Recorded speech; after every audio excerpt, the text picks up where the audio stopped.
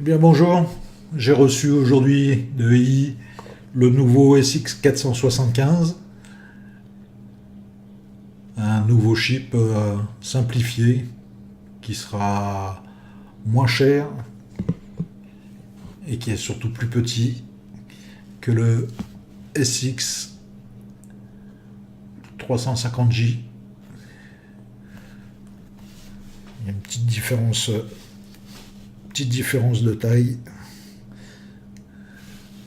C'est surtout au niveau du joystick maintenant, à la place des deux boutons. Et le bouton Fire qui est intégré et puis séparé. Le SX475 arrive avec un petit joint silicone qui vient se placer sur le joystick et avec son petit bouton en inox, ce qui va simplifier la vie pour le monter.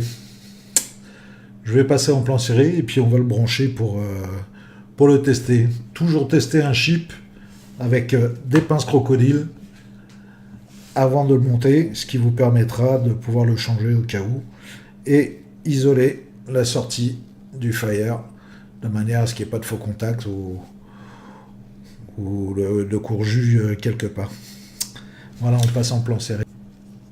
Donc voilà, je vais le brancher. Donc comme d'habitude le logo SX Mini suivi de SX 475. Toujours 5 clics pour le mettre en route.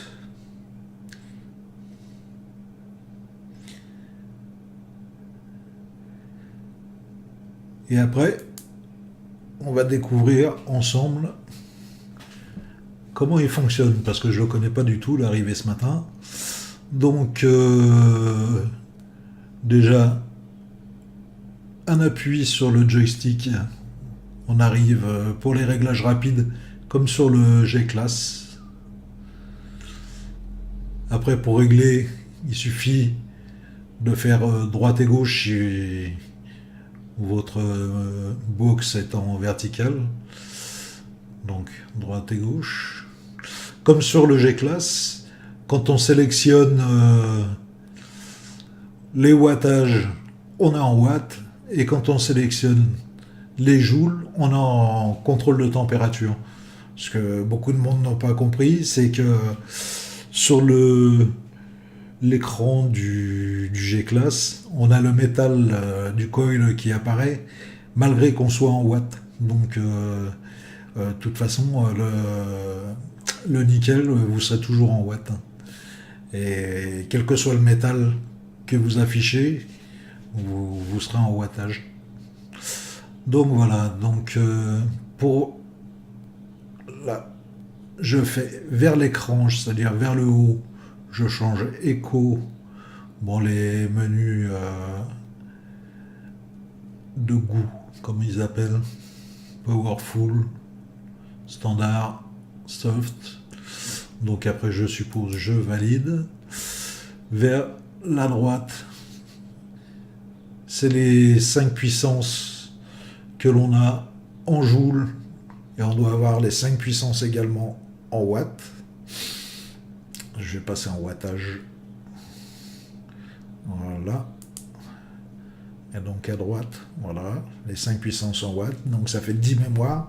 10 mémoires TC, 10 mémoires en watts. Après, on va passer sur les menus. Donc le menu ajuste, menu exit, le menu bypass, système pour arrêter le chip, et on revient. Là je suis en watts, donc c'est normal. Donc je fais exit, bypass, comment on ressort, ah oui comme ça. Là je vais passer en joules, je refais. Allez, voilà, me voilà dans le menu. Et là c'est pareil, je clique vertical sur le joystick et donc j'ai tous les menus de contrôle de température. À noter qu'on n'a pas l'orientation de l'écran. J'ai pas trouvé encore. Qu'est-ce qui manque encore? Les menus configuration. On n'a qu'une seule configuration avec TC ou wattage. Qu'est-ce qui change encore? On a le bypass. Et puis, sans quoi il est vraiment petit, hein. Sur ma page, il y a les dimensions du chip. Ce qui est appréciable, c'est que on a ce qu'il faut pour faire le bouton du joystick.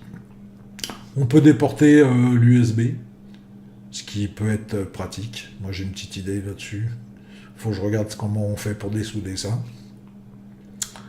Et puis, il est très mince, hein. Comparé à un V2, c'est un V1 celui-là, je crois, c'est un V1, et SX350 V1, on voit une sacrée différence quand même. Et en taille, en les prenant,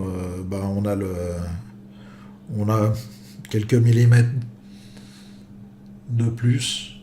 Le centrage de l'écran à noter, c'est que quand on se met sur les vis du bas, l'écran est centré pratiquement pareil. Voilà. Voilà, petite vidéo. Je vais essayer de vous faire une petite surprise pour la fin. Et puis, faut que je regarde quelque chose. 1, 2, 3, 4, 5. Pour naviguer, c'est comme ça. Température, coil, exit, système. Et là, on fait. Voilà. Mais ce ne sera pas le clip de fin. Je reviens de suite. À de suite. Et voilà, pour finir, on se retrouve en plan serré. Et je rebranche le SX475 pour vous dire au revoir. Bon matos a mis son petit logo. Et puis je vous souhaite une bonne soirée à tous. Une bonne vape. Et à bientôt. À plus.